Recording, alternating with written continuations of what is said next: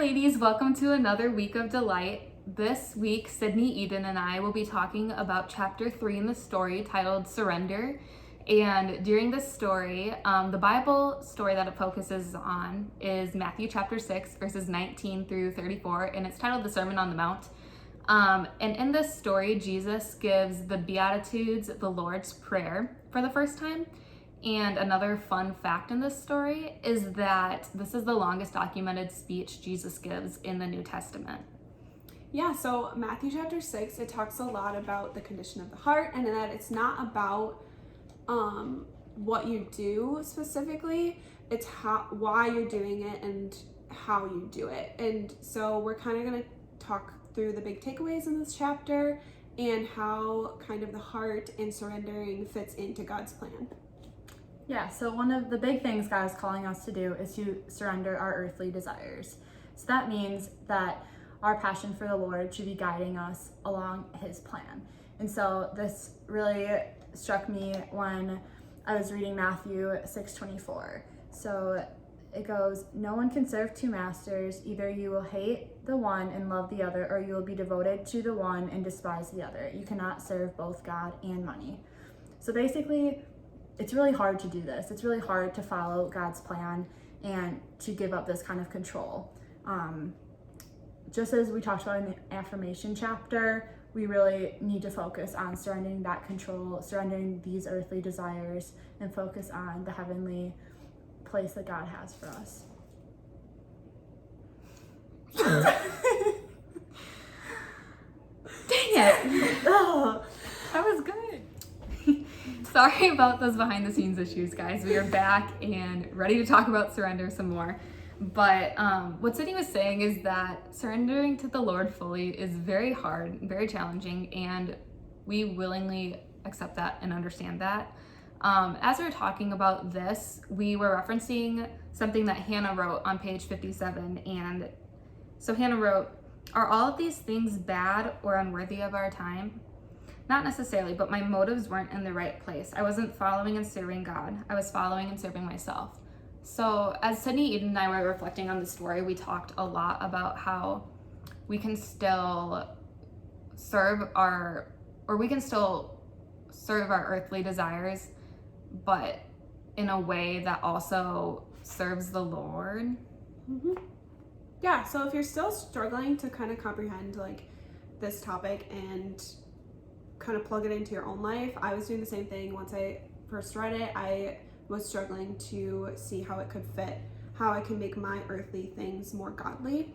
And so one example is with me, I'm big into fitness and working out and being healthy, and I couldn't comprehend how I could make that a more godly focus without surrendering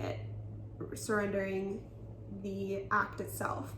So you don't need to give up your earthly things in order to make them godly. You just have to kind of make a change of heart, like we talked about at the beginning. And so kind of processing it in doing it for God rather than doing it for yourself. So instead of like looking for affirmation from others, in say like self-image, for example, or on like in social media, whatever, you should think to find affirmation in yourself and in improving yourself, because being the best version of yourself is what God wants. He loves you, and He wants you to be the best version of yourself so that you can do His work and put Him in your heart. And so I hope that kind of helps clarify a little bit about what this whole surrender purpose means. Yeah, and I think that there are also feelings that kind of come with this that could help you differentiate between whether what you're doing is serving an earthly desire versus a heavenly desire. So as Eden was saying about like going to the gym, keeping your body healthy, obviously the Lord wants you to be your best self. And some feelings that the story talked about, where if you're feeling a lot of anxiety or nervousness and stuff, that could almost be a red flag that you're serving worldly desires and you're not letting yourself be affirmed through the Lord enough. And instead, whereas instead you can still feel concern and stuff, the book says, but you should be feeling more fulfilled and more faith-driven when you're serving your heavenly desires. Another Bible verse that went along really well with this idea of serving the Lord and then just like feeling rest within the Lord is Matthew chapter 6 verses 33 and 34. And it reads, "But seek first his kingdom and his righteousness, and all these things will be given to you as well. Therefore do not worry about tomorrow, for tomorrow will worry about itself. Each day has enough trouble of its own." This is one of my favorite verses, and it actually reminded me of something that Sophie C., one of our other leaders, says all the time, and it is so reassuring and grounding, and it's be where your feet are. And I think this is really what the Lord is getting at, is that like you shouldn't be focused on anything else but finding rest in the Lord and in the heavenly desires that come with that. Yeah, so with all of that, we just kind of wanted to do a little overview of everything we've talked about and to stress some major things that we just want you ladies to kind of walk away with. One of them being that this stuff is really hard. We talked about it for a really long time just to really get a grasp on what this meant in our own lives, and acknowledging that we really consciously have to work at it. It's not going to come easily, but in the end, God's looking at our hearts and not necessarily if something doesn't go completely our way, looking at what's deep inside.